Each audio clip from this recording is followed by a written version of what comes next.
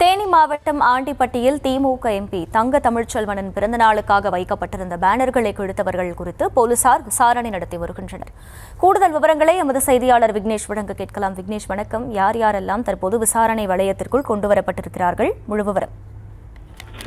October 3ஆம் தேதி திமுக தேனி வடக்கு மாவட்ட செயலாளரும் தேனி பாராளுமன்ற உறுப்பினருமான தங்க தமிழ்ச்செல்வன் பிறந்த நாளுக்காக அவரது ஆதரவாளர்கள் ஆண்டிப்பட்டி நகரின் பல்வேறு இடங்களில் பேனர்கள் வைத்திருந்தனர். அந்த பேனரில் தங்க தமிழ்ச்செல்வன் எம்பி, அவருடைய மகன் நிசாந்த் ஆகியோர் படமும் இடம்பெற்றிருந்தது.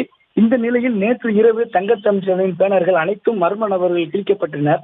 குறிப்பாக பேனர்கள் இருந்த தங்க தமிழ்ச்செல்வனின் புகைப்படம் மற்றும் அவருடைய மகனின் புகைப்படம் கிழிக்கப்பட்டிருந்தது.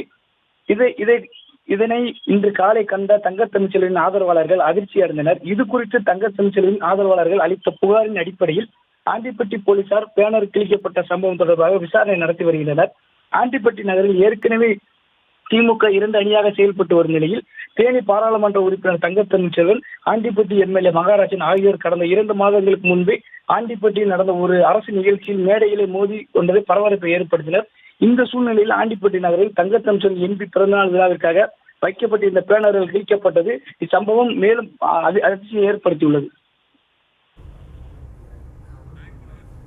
விவரங்களுக்கு நன்றி விக்னேஷ்.